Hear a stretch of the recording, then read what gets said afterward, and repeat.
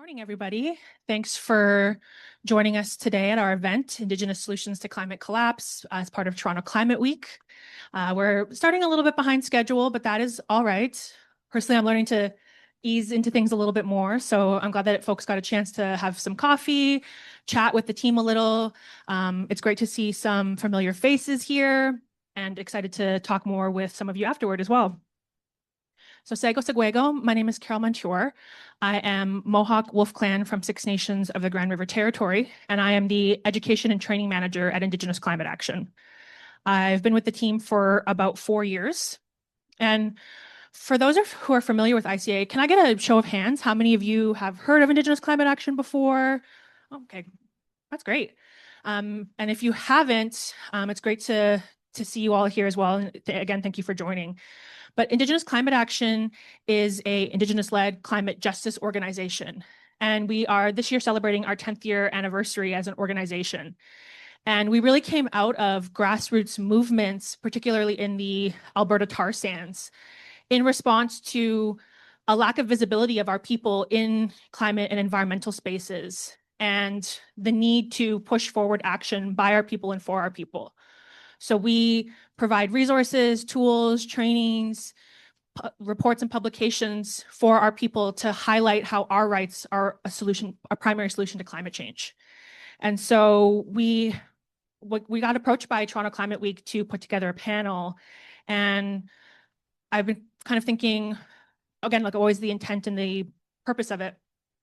But I think obviously this year has been a very eventful decade, to say the least. And it feels hard sometimes to even just have conversations with folks of like people going like, how are you? And it's like, well, how am I? So I want to also just be candid and real that it is a difficult time, that it is a time of struggle.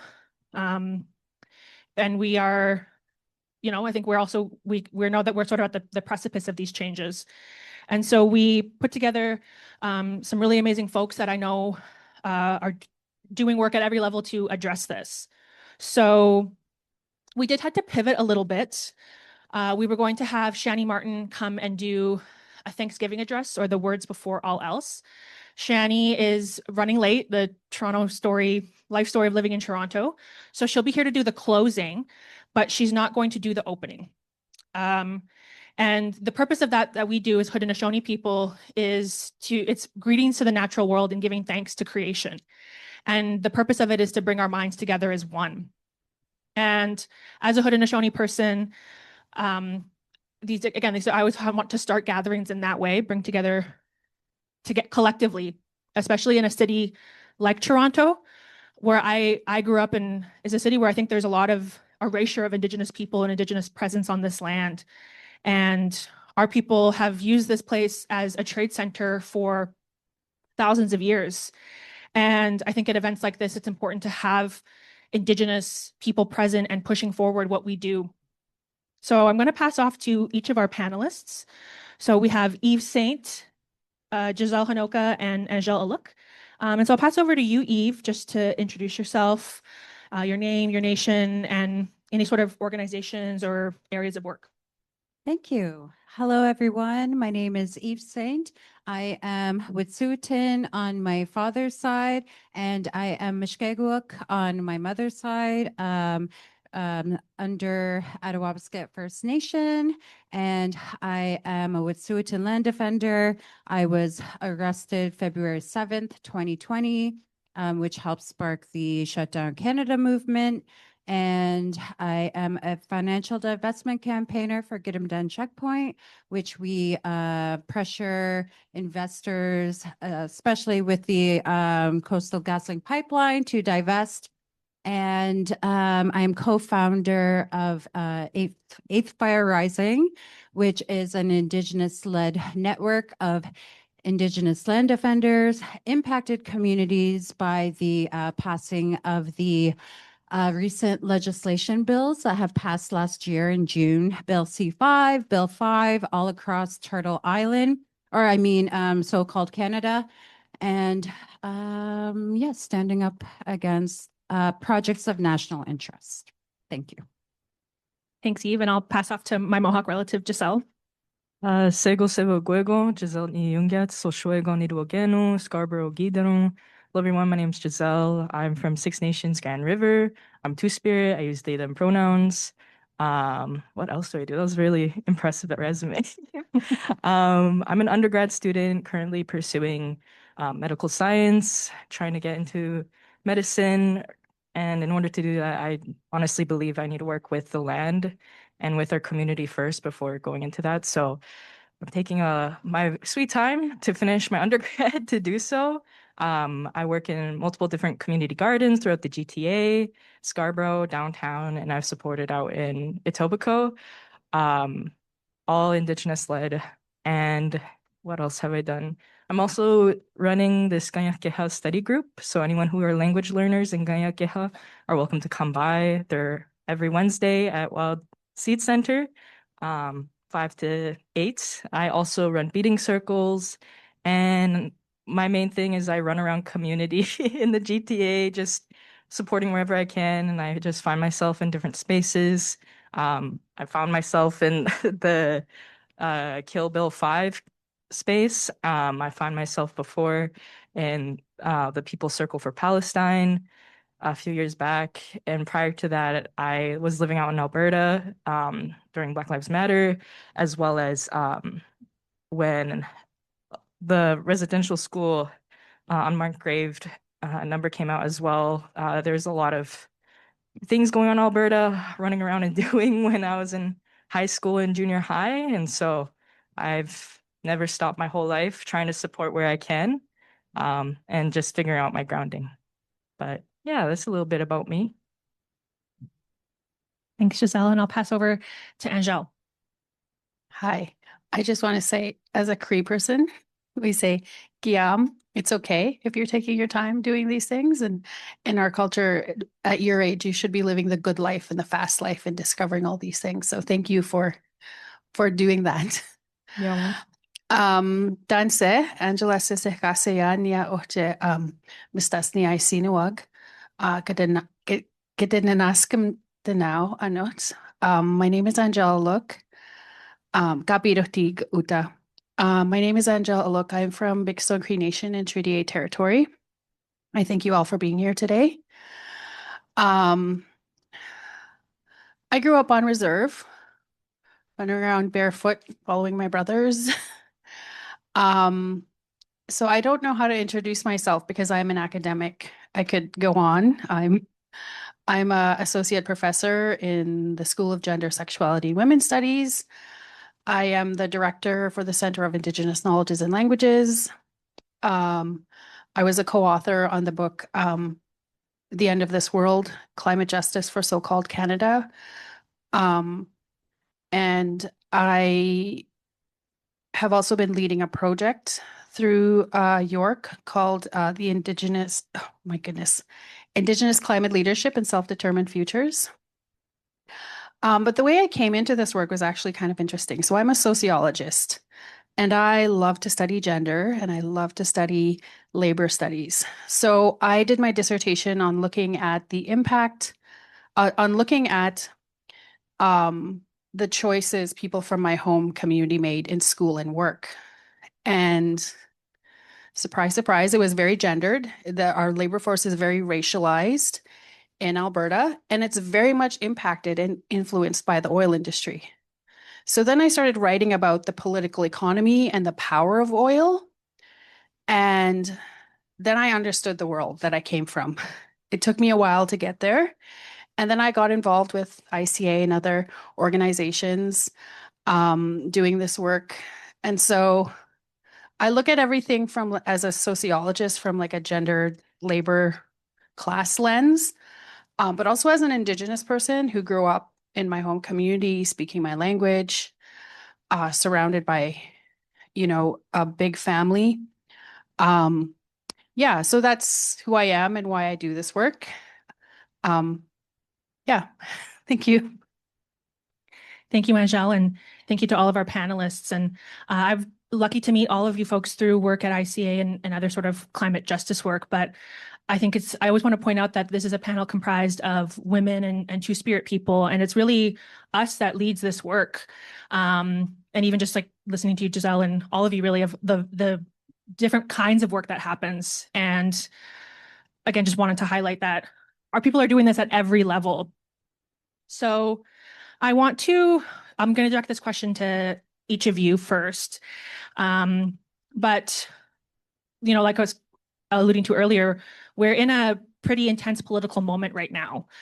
We've seen we're headed into what they're calling a super El Nino. So we're seeing obviously extreme changes to the weather. We have seen the fallouts of political instability with the US empire, war on Iran, and the sanctions that have come as a result of that. It's hard to even keep count just in January. So I feel like it is very overwhelming, but I'm wondering how you feel about untangling some of the root causes of this. And I might pass off to Giselle first, if you can just elaborate on some of the root causes of this political crisis that we're in. Well, something that always repeats in my head on and on again for any issue is colonization, colonialism, seeing the impacts of capitalism and how it's intertwined with that, as well as how racism, patriarchy, sexism, homophobia, all of that is intertwined into colonialism. And I think people who come from all different marginalized backgrounds are all tied to those things, as well as those who perpetuate these factors. I think those are quite obvious right now to everyone. I think it's becoming more and more obvious throughout the years as well. More and more people are becoming, I guess you can say, more radicalized. Like there's been a shift in the political spectrum as well as what is right and left leaning. I think just from the short years I've been living, it's changed drastically on people's mindsets.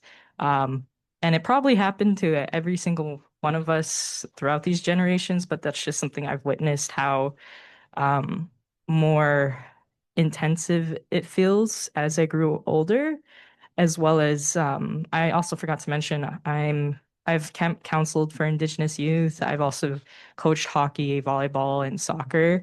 Um, I'm not that old, but I've coached at many different age levels and seeing how um, these youth come to the field, come to the ice, come into these spaces, and how they show up, and how initially all these things have impacted them, and then seeing how they have unraveled themselves and their personalities throughout being within community, and how important it is to do that decolonization work.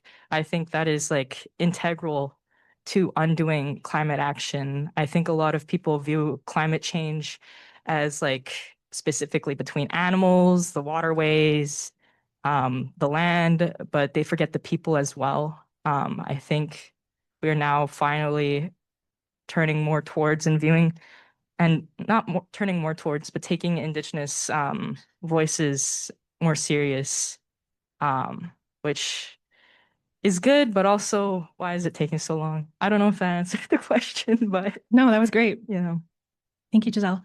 And I'll pass over to Angele for this next one, as the root causes, and your research focuses on some of the Alberta tar sands, but again, in your opinion, what the root causes really are of what we're seeing. Yeah, I think especially in Treaty 8 territory, which is Northern Alberta. Northern Alberta has 3 oil sands deposits, the Athabasca oil sands deposit, the Cold Lake deposit, and also the Fort McMurray deposit. And my community is right in the middle of the Athabasca oil sands deposits. And as I've been doing this research, I just reached a point where I realized Alberta is a petro state. Especially the more that I looked into the law, like looking at free, prior, informed consent, the duty to consult, our rights under the United Nations Declaration on the Rights of Indigenous People, all the power is with the state. And in Alberta, the Alberta government is very much, I don't know, as you'd say, in bed with the oil industry. A lot of the same people who, are on the boards of like banks, of universities, of oil companies are the same like small group of white guys down in Calgary. And we live in a very colonial capitalist state in Alberta. And it goes back to even when my people signed a treaty on the banks of the Slave Lake, and the banks of the Wabasca Lake in 1899. They didn't want to sign a treaty with us because we were up in the deep north, our colonizers. But once they found out there was oil deposits up there, they wanted to sign a treaty with us. And, I've recently read this book called The Petroleum Papers. And in there's an image that sticks out in my mind where in the 1950s, oil executives who are also evangelical Christians came up and made a deal on the banks of the Athabasca River that they would develop this area, that God had given them this right to take my people's land. And they mixed it up with Christianity and capitalism, and they said, this is our right. We're going to do this. So as my family was probably out in the bush hunting and picking berries and living off the land, these two white dudes were standing on our river deciding our future. And right now, the Athabasca River is considered a dead river. Alberta is facing water bankruptcy because of the use of water, in the oil industry. My home community, we have oil companies digging and drilling and taking our water from the aquifers before they reach our lake. It's estimated that some of our lakes, like in my community, will just like disappear over time because they're taking our water before it even reaches the lake. And we need water. Water is life. Like we rely on fish and moose. We have relationships with these bodies of water. This is who we are. We're people from the bush. We need this lake and the trees. And so it goes back to capitalism and colonialism. Our people were not like this. We only took from the earth what we needed. We're not greedy like these Munyawag, as we say in Cree. You only take what you need, and they're taking more than they need. If you look at projections of like the profits oil companies are making, they're making like record profits right now.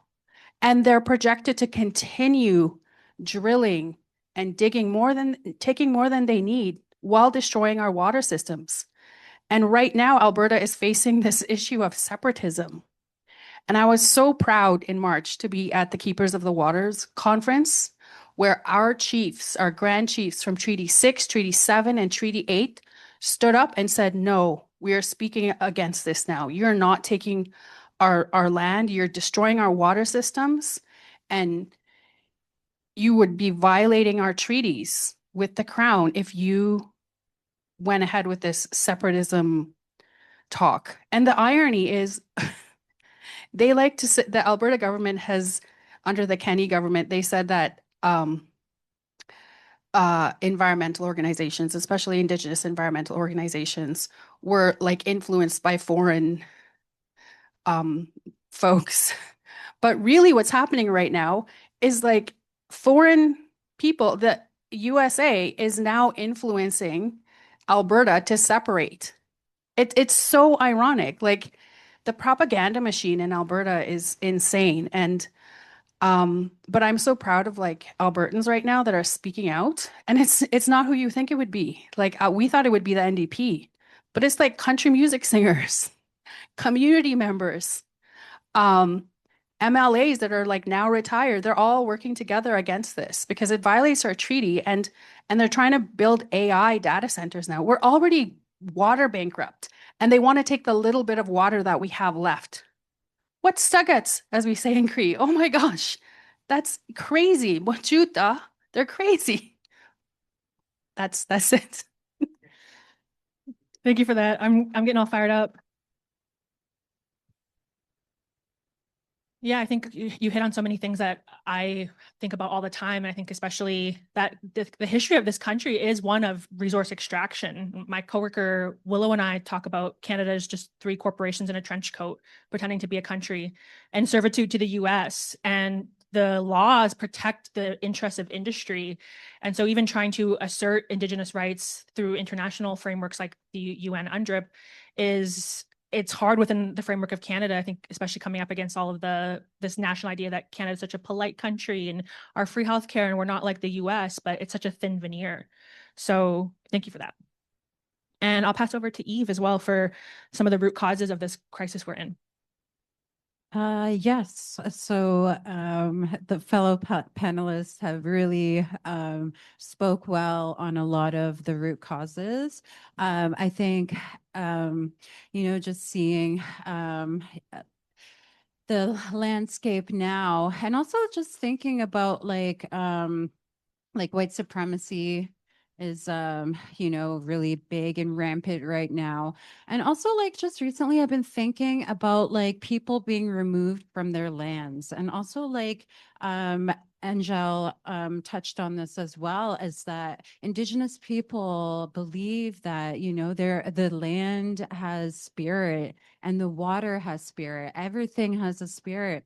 And colonial settlers, or wherever this came from, England or British, whatever, but they don't see it that way. They see it as dead, they see it as extractful, they see it as money.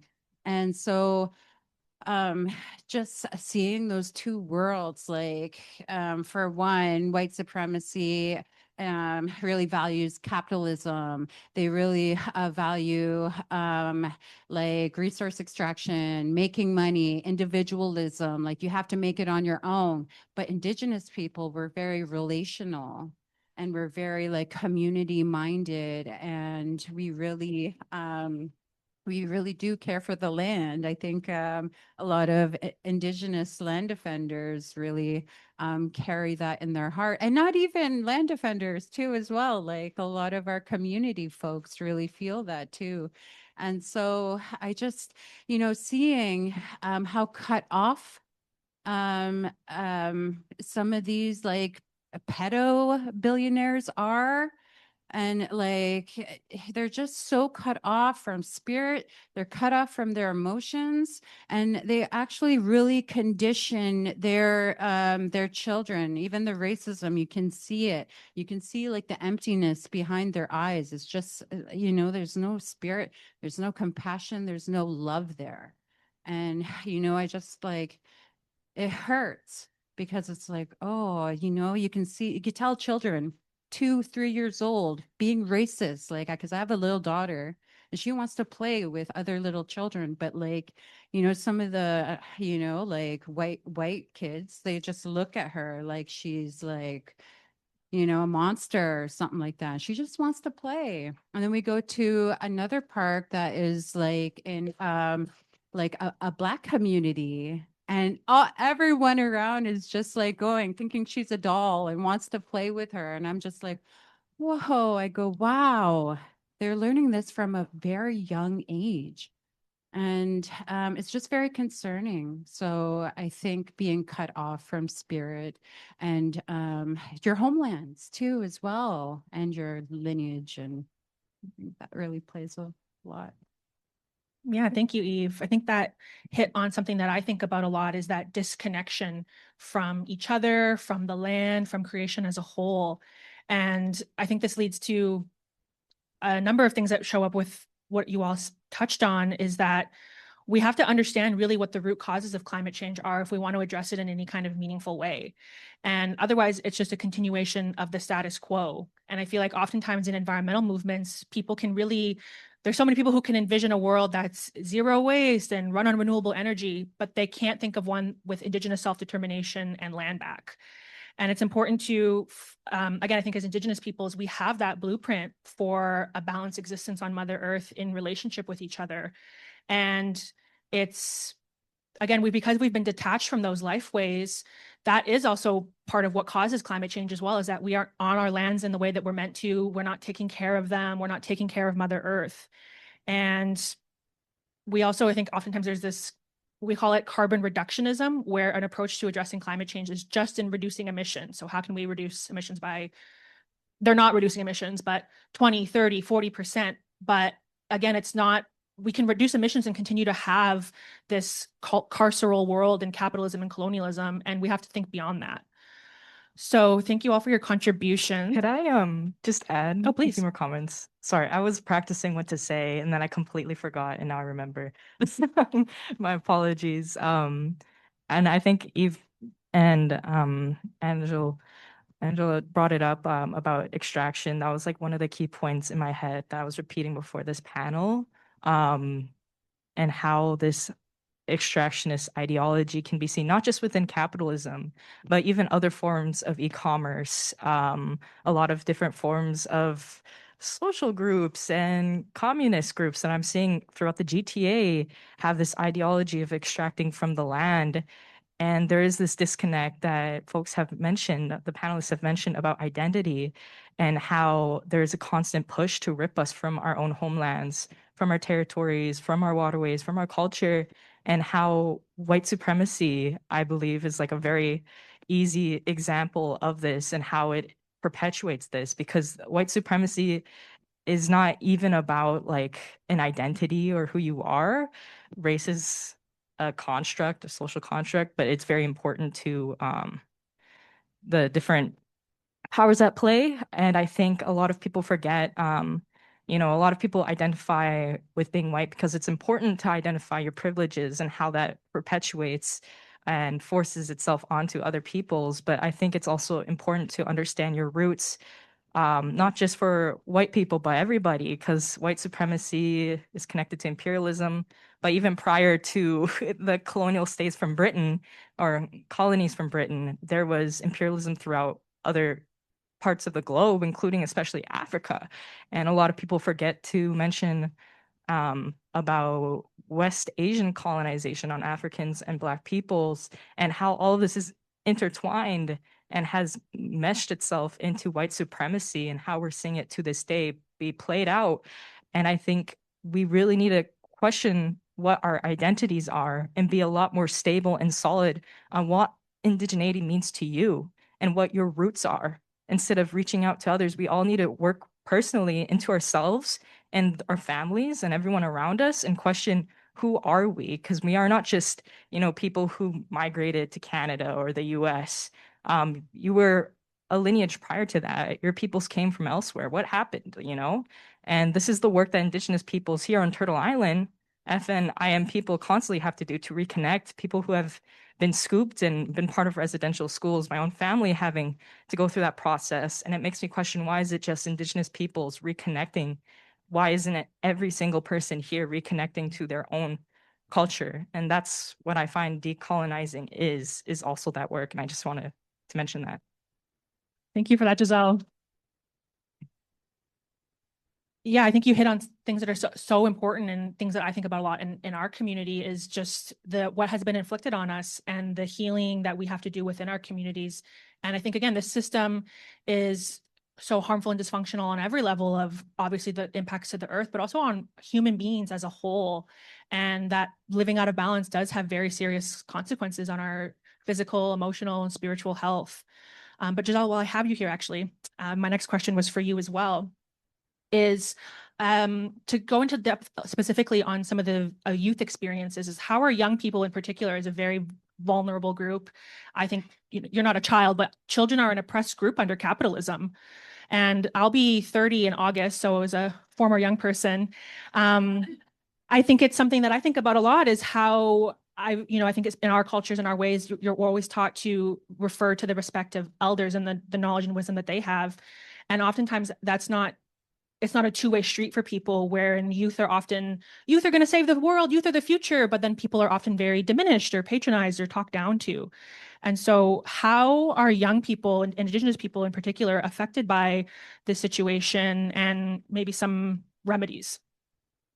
Yeah, I can only speak to my personal experiences and what I've witnessed working with other youth younger than me, my own siblings, and seeing just how devastated mental health is, impacted every single child, Indigenous child I have worked with, met, my part of my community, and also seeing it within myself growing up. I grew up traveling constantly. My family was disconnected to many reasons, RCMP involvement, residential schools. And so the safest way my immediately family felt was to keep on traveling and building our own, little oasis within one another. But um, we quickly realized like that's very impossible during our current situation of society, because we need that community, we need that connection, and to be raised and replaced and removed multiple times, seeing how it's been impacted my youth, and then how that can be translated in different scenarios for different youths.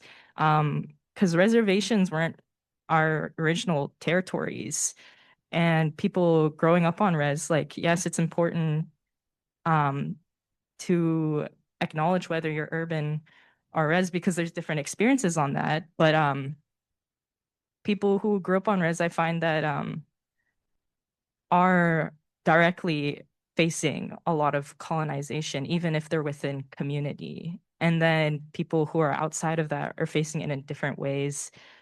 Um, I find that a lot of the times our youth want to help out, but there's no ground to step on. And they have to build things a lot of the times for themselves up because they don't have connections to elders. They don't have connections to older community members to help guide. Like some of the youth I was supporting were only a year younger than me. Um, and, being a university student, I still had access to different privileges I tried to connect these youths to because they also want to go into post-secondary and all these different parts. But sorry, I'm just rambling, but I think the main thing is how desperately we want to fight for our communities, how we want for our land back. And a lot of the times we don't know what that work is. And so we usually fling ourselves into these spaces. And I find that um, with the lack of supports from other people, a lot of folks expect youth to, you know, be the answer to all. And, we always talk that children are medicine, but what does that mean for children? What does that mean for youth being one of the most, if not the most marginalized and extracted groups of peoples ever? Um, and so having been in these spaces and being flung in these spaces, I find there's a lot of lateral violence. I find that there is a lot of grooming. There is a lot of many different issues, and a lot of state violence onto our youths, especially. And a lot of us are thrown into these scenarios, especially in spaces where it is not majority indigenous community, or even if it is, like a lot of people assume that you know everything. Like I'm like, I just fell out of coconut tree, like, or however the saying is.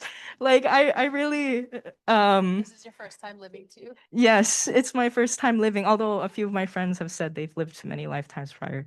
So respect to them. But for me, it feels like it's my first time living. And I find myself like wobbling on this platform I have built and my little connections and my ancestors have built for me. And then seeing that a lot of us are drowning and need a platform as well. And so a lot of people will kind of clamor onto wherever they can, and it wobbles yourself off. And so, sorry, I'm really scattered today, but I think from my experiences, I've seen people assume that Indigenous youth know how to do this. They know their ceremony, they know this, um, especially because if you are unambiguously Indigenous, I think that's also an important thing to recognize. Like they just assume you have all these great things and romanticize and fetishize you and your identity and try and extract things out of you and think that you are the answer. But a lot of the times there's no supports for our youth. It's just extractive on a front lines level from other community members, whether it be Indigenous and non-Indigenous who are older. And there is this taking and taking, and then a lack of taking that time and giving back, a lack of ceremony done. Like, I find a lot of youth who are losing their lives because they're expected to go throw themselves out there, to fling themselves out there, to be on the front lines and put their bodies out there, and no supports afterwards, no ceremony afterwards held. It's just, okay, I'm done with that, wiping my hands off and moving on. And now you've left these people with permanent scars, these young people with permanent scars, and it happens over and over and over again. And we need to take that time to really remember spirit and our bodies and caring for that.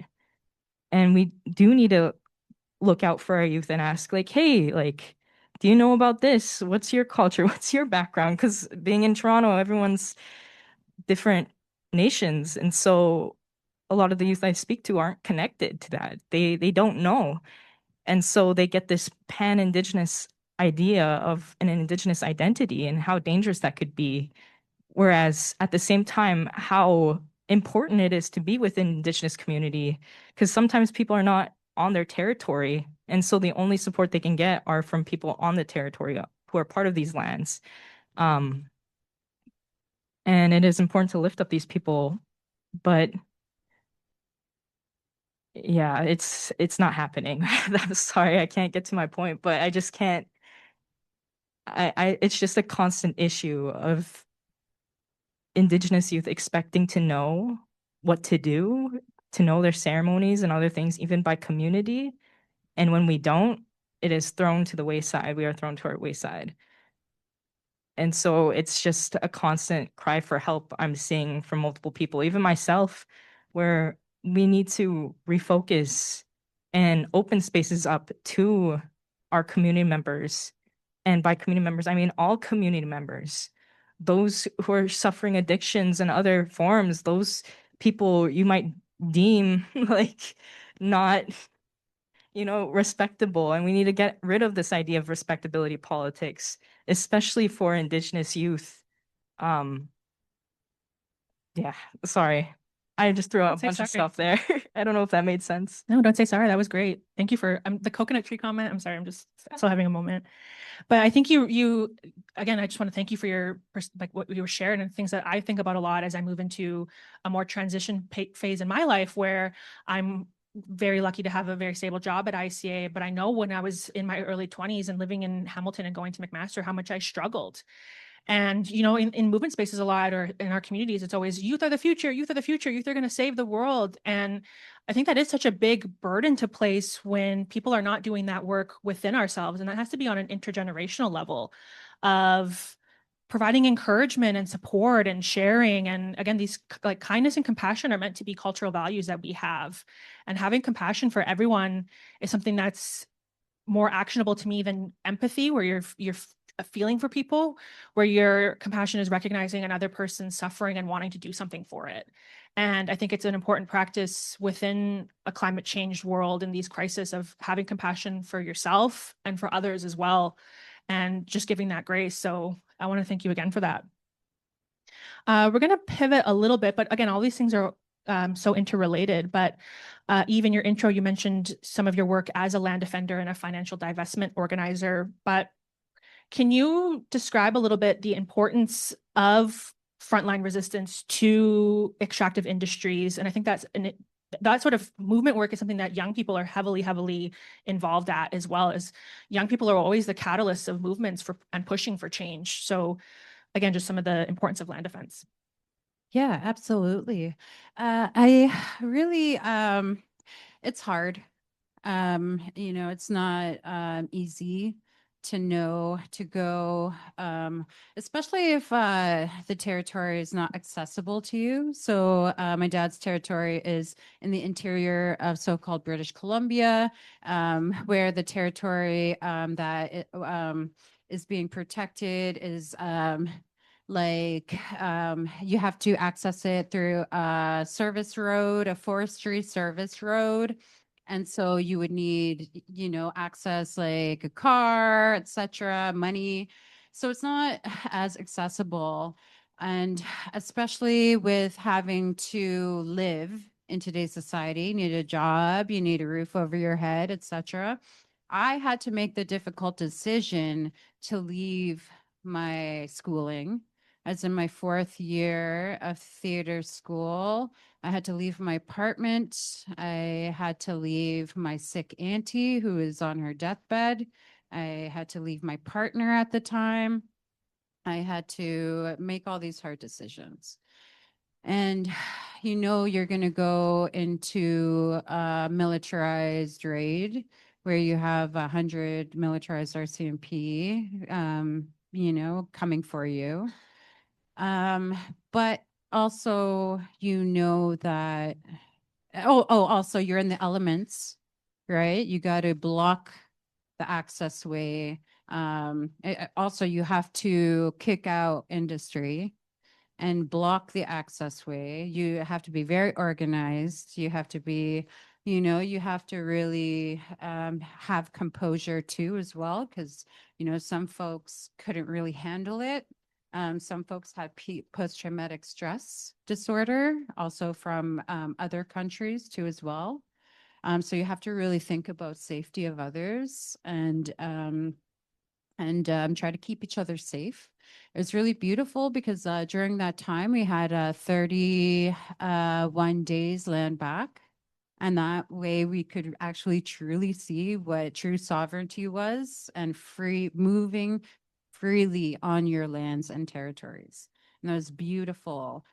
We didn't have government to tell us what to do. We didn't have RCMP or industry telling us where we can and cannot go.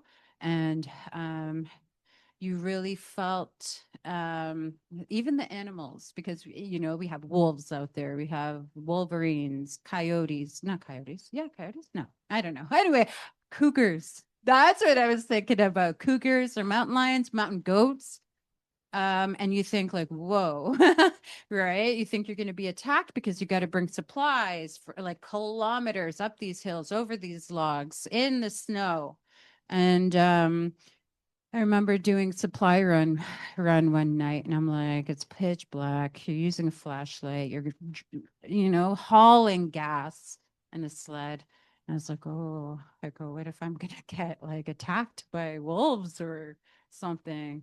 And then I just felt like a sudden peace, like a really deep peace in my heart. And I felt that they knew why we were there, and there was no like interaction. There's no like, animals coming near the camps. And I think also like future generations too, as well. Like I know, the raid was imminent, but also I found out I was pregnant at the time with my oldest. Obviously I had to do it because like future generations would be impacted by this pipeline, right? We would have, these racist, hetero, cis, white males who think Indigenous people are disposable. You can kill an Indigenous woman, you can sex traffic children and women, you can bring drugs and alcoholism and violence into these communities. And they look on these dating sites for people to have fun with. And so that's the reason why you got to really think of this, what's at stake. And it's not hard, but I want to, at the end of my life, when I meet Creator, and say that I did everything that I could for everyone else. And we're not just doing this for our people, we're doing it for everyone here, everyone in the world too, as well, because we cannot afford another pipeline. We cannot, all these projects of national interest that they want to push through right now, like we can't afford 7 if they want to fast track at least 7 of these major projects.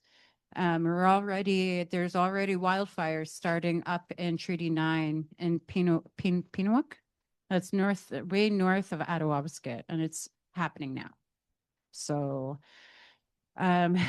the importance is huge. And it's hard too being Indigenous and dropping your life, because it's hard to find housing in Toronto if you're an Indigenous person, because you have to have like a 750 plus credit score. You have to not have brown skin. You have to have good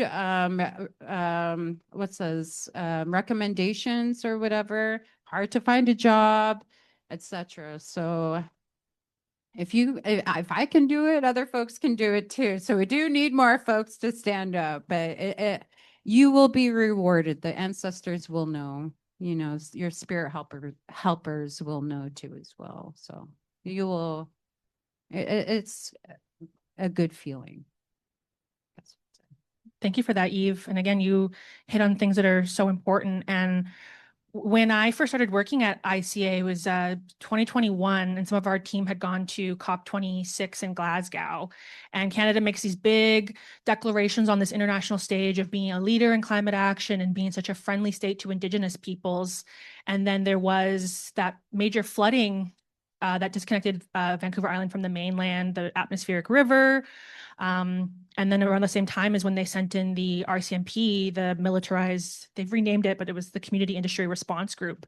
But earlier that summer, we have a copy of the report that Oil Change International, the Indigenous Environmental Network, and ICA helped with as well, Indigenous Resistance Against Carbon, actually compiled data that found that in the previous decade, that Indigenous frontline resistance to oil and gas projects had actually reduced emissions equivalent to about 25% of Canada and the US.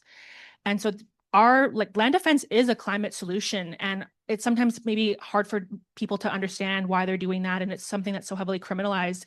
But this is something, asserting our rights is a climate solution, and our people do that out of love for the land, for Mother Earth. But again, like what you said, is future generations and something like with what Giselle was saying is we can't be placing this burden on other people and the faces yet to come, is we have to be doing that now. So thank you both for that. And my last question I'm going to direct to Angèle about some of your research, because I feel like this will kind of wrap it up in a nice way, is you mentioned your research focusing on the political economy of Alberta oil sands and the links between obviously extraction and violence against women and children. But I think obviously in the context of the war on Iran, is we're seeing this real link between fossil fuel extraction and violence. And I'm wondering if you can just kind of elaborate on that in your research. Yeah, and as both Giselle and Eve were speaking, I just started thinking about like some of the reading I've been doing on the economy right now, and it's probably the worst time in history to be a youth in Canada. When you look at unemployment rates,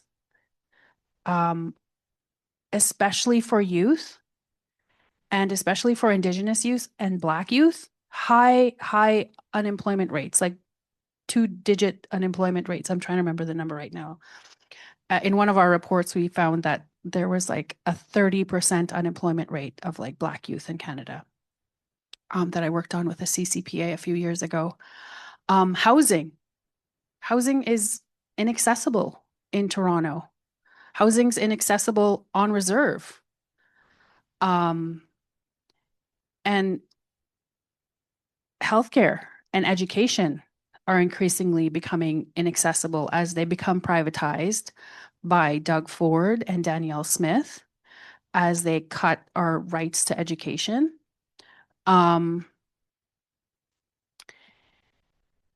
it's not a good time for our youth to be entering the labor market, even if you have a degree. I'm sorry to say that as a university professor. But I feel like it's a tough time. Like I am also, as Giselle was speaking, I'm also a mom and caregiver too. I've had the privilege of raising my nephew who goes to MacEwan University and my stepson who goes to York University. One is Afro Caribbean looking and one is Métis fair skinned. And those make a difference, like race and identity when you're looking for jobs, when you're looking for housing, they make a difference. And And I'm also a professor that I have students who increasingly are absent from class, can't hand in assignments because they can't find housing. They can't find an income. And because of those two things, then their mental health suffers. And so I spend a lot of time talking to my sons, Ashton and Jalen, about like, yeah, it's not your fault. Like it's a systems failure. Like the 1% is making so much money and not giving a good future for our youth. And it is depressing. And those are also determinants of health, employment, housing, education. We're taking those things from our youth. I can't remember what else I was going to say, but the other thing I was going to talk about is another area of interest in my research is just transition. And when I've examined this idea of just transition, of moving away from fossil fuels, and there was a good time in Alberta under the NDP government where we had this climate change policy where we were moving away from coal and moving into renewable energy. And it seemed like a good time, but it didn't last because then the UCP came in. But the other thing I was going to bring up is in this research I've been doing on just transition, I've also been looking at, in my research, I use this concept of miupamatsuin, which in Cree just means to live a good life. And I think in Anishinaabe-Moan, they have a similar concept, minu bimatsuin. And so I use this idea of miupamatsuin to try to understand, like, how can we have access to a good life through balance between family and work? And then from that, I started looking at the United Nations definition of decent work. What is decent work? We all should have a right to decent work. We should all have the right to employment that gives us happiness and creativity and allows us to connect with ourselves and with others. Employment that's unionized, that has health benefits, that has sick leave, that has family leave, that has domestic violence leave, that understands your health and well-being as a worker. We should all have the right to decent work. And then from looking at decent work, I've also been looking at this research into happiness and what makes humans happy. Nature, spending time in nature. Like the more time you spend in nature, it's therapeutic. In fact, the Canadian Associations of Physicians for Environment, one of their campaigns they've recently had is about how you can get a prescription in Toronto for access to nature when your mental health is not good. But the one thing that a lot of the happiness research points out is that what makes you happy throughout your life and allows you to live longer and healthier, because you don't want to just live long, you want to live longer and healthier. What makes happiness for humans is connections with each other. It's our relationships with other people. And right now, we live in an economy and society where the capitalist, colonial powers that be want to disconnect us from each other. And so we need to somehow fight for this right to decent work and fight for a right to connection. There's all kinds of research right now on youth, how they're having less sex. I'm surprised. I'm like, oh my, especially as a gender studies professor, I'm like, come on, guys, this is the time to be like out there. And to me, that's like, oh, well, that's not connection. We're all more connected to our phones than each other. And these huge tech companies like Meta and whatever the hell Elon Musk owns now, they're disconnecting us from each other. And we think it's creating connection, but actually a lot of the research shows that the more time you spend on social media, the less happy you are, especially for young girls. Your image of yourself and your mental health reduces. And that's a society that's being built for us by these tech billionaires, is to disconnect us from each other, but also disconnect ourselves from ourselves. Because one thing as a sociologist, I can tell you is you learn to know yourself by connecting with others, by connecting with nature. And if you're lucky enough to have a kukum or an elder, these are part of our teachings as well. Is like in my culture, we have the law of wakutuwin, which is we are all relations. And that means we're all relations with each other. Like you're in relation to your family, but also your community. We're also in relations to our non-human relations on this planet. The other day I was walking my dog, and I live in North York, and there's so many birds. I feel like I'm so lucky to live in this like land of like small birds. And I was thinking like, wow, this is so beautiful to have all of these little birds. Just they're so loud, they're almost deafening, that in my mind I just like transformed myself in time and space, and I was like here like hundreds of years ago when this land was caretaken by Anishinaabe people, and I just imagined like what would I have been like as a Nihio Cree person if I came here? What kind of connections would I make with Anishinaabe people here? And you can only, I don't know why I'm telling you this weird story, but you need to connect with each other, and you need to connect with our non-human relations. That's how we have happiness, and that's how we exist as humanity. And I think that it's important that we have people like Carole and Eve and Giselle fighting for our lands. Also me at the UN, but I don't know how much that gets done. But that's important because, Indigenous people are fighting for our rights to the lands. Because of us, we have great biodiversity on this planet. Without Indigenous people, we would have much less biodiversity. We would have much less drinkable water. We wouldn't have forests. We wouldn't have any of these things. So, I'm very thankful and grateful for land defenders who put their lives on the line like that. And it's because of them that we can maintain this connection to the land. But let's also remember that what we're fighting for is life, and not just life to live. Because you could get by on the minimal right now. Like there's people in this city that are getting by on minimum wage. No, we need livable wages. We need access to housing. We need access to healthcare and education. And I think that comes through our land defense and climate justice. Thank you.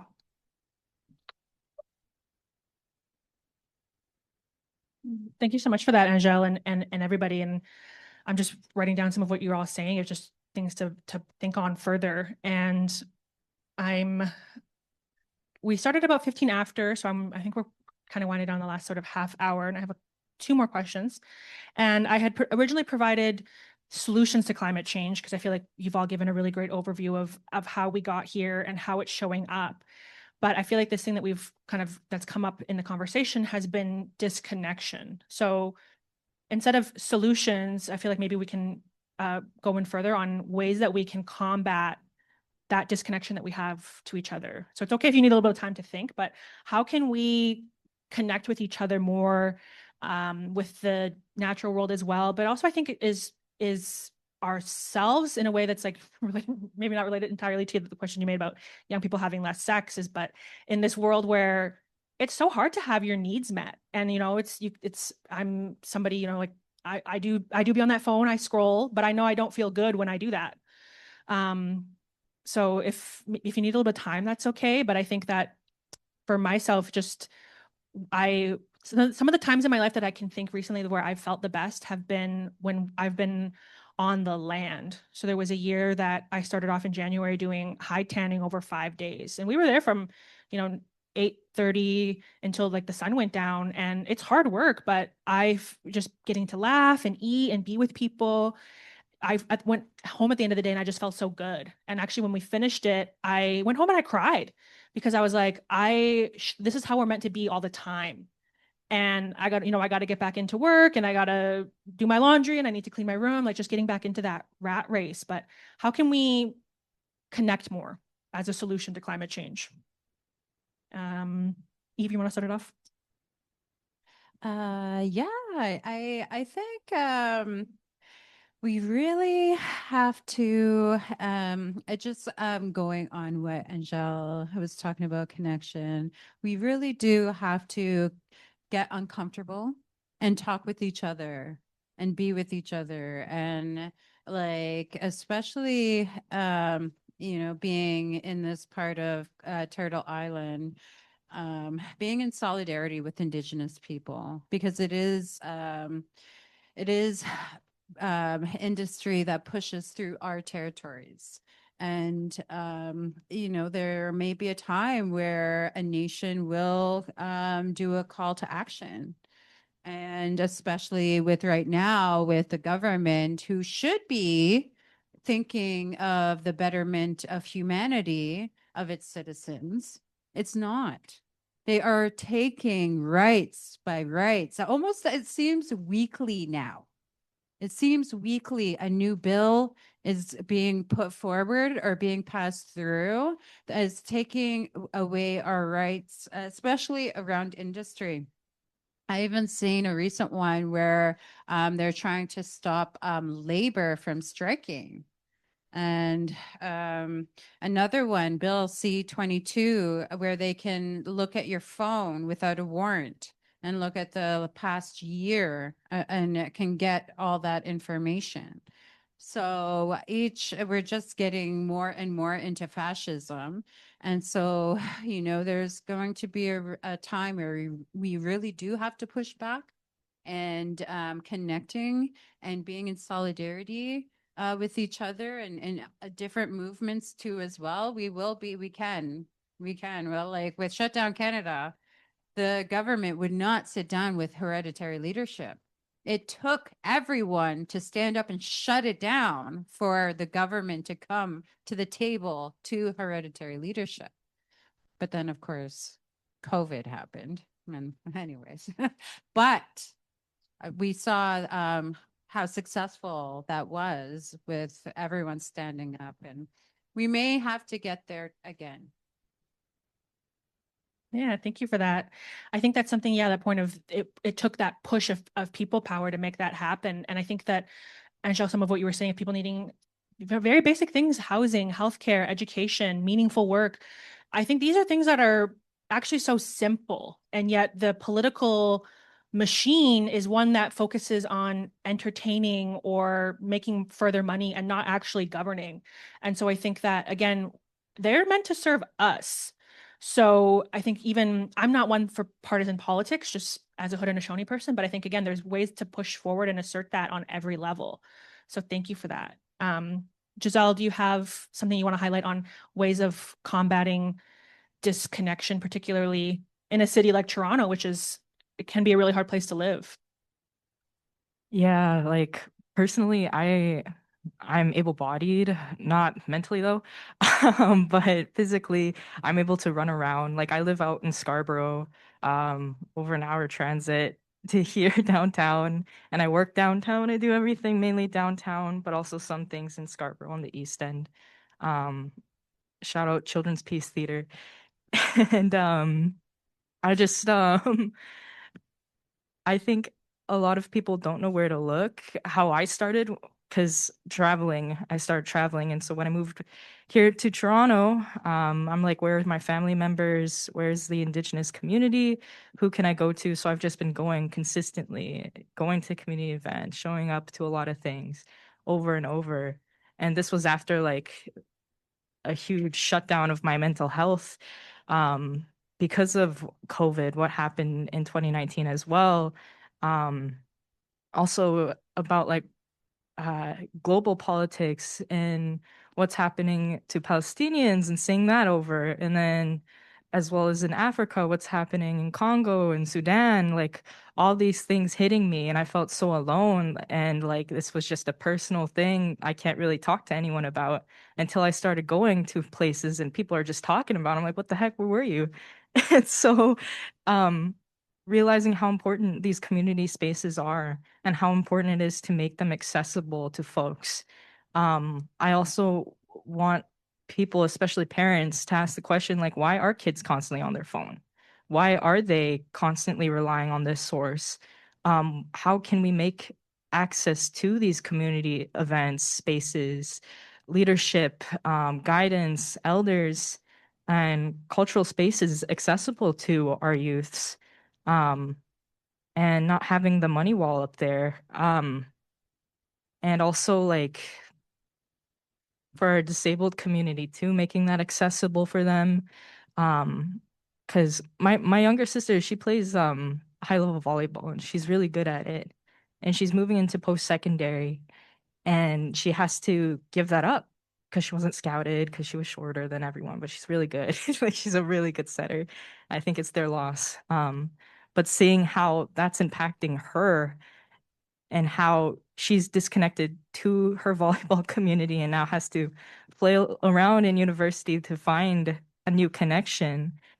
And that's how I felt during COVID. Like I had to disconnect from all my sports, from everything and from everybody. And then having that happen to me and flailing around and then immediately going into university and still having that shut down and not able to speak to community members.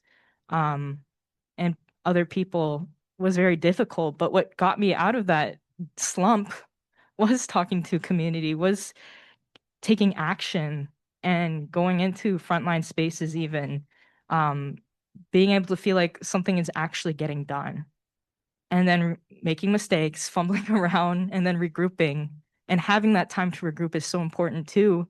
And regrouping with people that you were around during these events, during these times is so important. Communicating with one another, resolving issues and drama within one another is so important. And being able to bounce back and even if you still have unresolved tensions, it's important to understand like that's still your community member. And what does community even mean? And what does being in community even mean to you? Um, and having much more empathy for one another and patience and space while also taking accountability and listening. I think these are all things to have in mind when we're talking about reconnection. And I think we also have to put on a brave face because a lot of our youth are already doing that. A lot of our youth are flinging themselves around because it's a last ditch effort. What helps suppress a lot of these traumas and scars is going onto social media um, and disconnecting from other youth. And from there, it's a rabbit hole. But I find a lot of these youth who are disconnected show up to a lot of frontline spaces, sometimes putting their body in the forefront of these things. And it's really like scary and disheartening to see. Well, at the same time, like very hopeful because all of our youth, they want to try. They are trying. Even if they're laying in bed being depressed, at least they're laying in bed and being depressed, and that they're here. Like all of these people are trying their damn hardest. And I'm just getting emotional because like recently there's like been a lot. I've seen a lot amongst the youth I've cared for in the past, also seeing them grow up has been a lot. And then seeing how a lot of these issues aren't being addressed, how it's been detrimental to their growth and detrimental to them, well, while at the same time seeing how much fight they have and how still hopeful they are clinging on and wanting to do that work. And a lot of the times just don't have access to these spaces, just sometimes aren't told about these things, aren't talked to. Like, go talk to people. And like, if you're outgoing, please make that effort to go talk to those people who don't have that. Sometimes you just have to go hard and seem to be like really weird in people's faces, being like, oh, why is this person talking to me? I don't even know them. Why are they being so friendly? Because it's so hard to make friends. Like, it's so hard to have these connections. And sometimes you just have to do that. I've made connections from being overly friendly and very pushy about like, there's this event, let's go to this. We're going to this, we're going to that.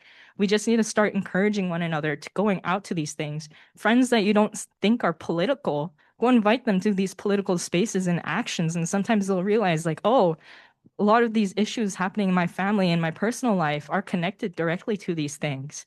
And then having that solidarity amongst each other is so important, especially on a global scale. Like, it is important to focus on the territory we currently are on, as well as your own community territories. But like, as a First Nations person, a lot of First Nations issues is overlooked constantly. But in the fight for land back here, in the fight for our peoples and our sovereignty, that in hand directly impacts um, the global stage.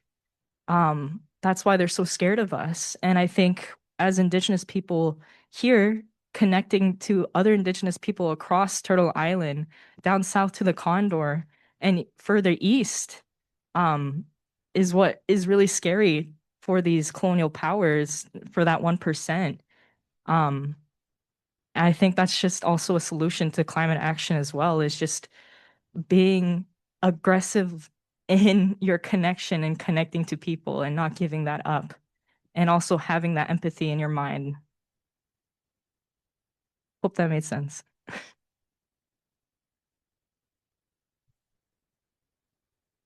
Thank you so much for that, Giselle. I'm gonna have to write down be aggressive with your connection because I do love that, and I think all these points that you and Eve touched on of, getting uncomfortable, and for me, like one of the things I'm challenging myself more is even just saying hi to people and having little conversations, which sometimes is hard.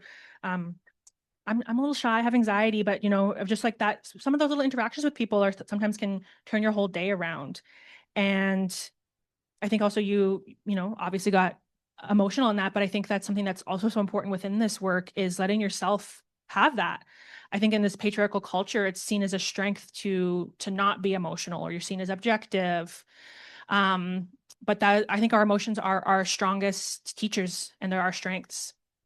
So we have to wind down. So I'm gonna pass off to you, Angel, to close out on just some of these things about connection, and then we'll just do some quick closing remarks before we have our folks come and do a closing for us. But Angel, if you could just some of these ways again for connecting more. Yeah, so I was thinking about like this idea of family. The colonial heteropatriarchal definition of family would be a nuclear family, the husband and wife and children, and that should be your family. But it's also Pride Month. And we know people make family when they come out. And, you know, family in it from an Indigenous perspective is often like extended family. I grew up being raised by aunties and uncles and so many grandparents. I was so confused as a child. My mom would say, "Oh, this is your kukum, this is your kukum," like grandma. And I'd be like, "How come I have so many kukums?" And even my son recently, I took him back home to our reserve and he's like, "Mom, how do I have three kukums on your side?" So I had to explain to him like what kukum meant in our culture. Um, so, make family, what it is to you. And also connect with community where you are. So, I have the privilege of being, a professor and a researcher. So I intentionally put in my research that I will spend time on my home community, which I need to as part of my research, but also because that's where I go back and connect with my family, with my community, with elders, my language. Um, and then I bring my kids with me. But I'm also so far from my people. I'm like 3,500 kilometers from my people, from my language. It's actually really hard to be a language speaker away from your people. Um, and so um recently I was helping my daughter with her university application and I had to she was writing stuff about her family and community. And then I realized, the community connections we've made in Toronto. Like my children went to the First Nations school. Um, and then also we try to stay connected with Sage and Egby, which has great youth programming. Whenever there's a powwow, we attend it. And often, the other week I was thinking, oh, I have no family here. But then last week I was at the powwow and I was running around hugging a bunch of women. And my daughter was like, you're so cute. You're just like going from person to person. But that's how you build connection. And it is a lot of work to like attend these community events. Like you have to take time out of your day. And I'm a research director and a mother and a professor. And so I literally put it in my calendar when I have a community event, I block off that whole day. And because those things are important, because I also need like renewal and time to connect with people. But I think for me, like the things that I find most useful to connect with are family, food, cooking with my family, eating together, because it's also part of my culture. Like I often bring back fish and moose from back home. And then I have Anishinaabe friends here who give me, um, you know, food from the local area as well. And I've tried some of those recipes. I don't know how good I am at them. Um, and then again, connecting with the land. Like I raised my children in Edmonton and Toronto. And in Edmonton, we spent a lot of time on the Edmonton River Valley. Like I was telling a colleague yesterday that the week that I gave birth to my son, I was hiking in the Edmonton River Valley to the point where I was like, oh my goodness, I don't think I can go on this hike because I'm due this week. But I spend all my children spend all their time in the Edmonton River Valley and also in Toronto. We live near the Don Valley. So we've figured out all the trails in this area. And so I feel like land is really important. So for me, it's like family, food, land, and also art. During the pandemic, I created a whole art space in my home. And I'm proud to say that my children probably spend more time painting and drawing and playing instruments than they do on their phones. And our house is just this very weird art-based place. So yeah, that's what I would say. Food, family, land, and art. Thank you so much for that, Angel. And I think, again, these are all things we have to do to maintain the health and longevity of our movements and ourselves. And so these are all things that are, again, really important. So we're going to do just quick closing remarks. If there's any organizations you'd like to plug, for those of us, again, check out our table. Please take some of our merch. We have tote bags. Check out our website, indigenousclimateaction.com. We have a newsletter. You can stay up to date with events.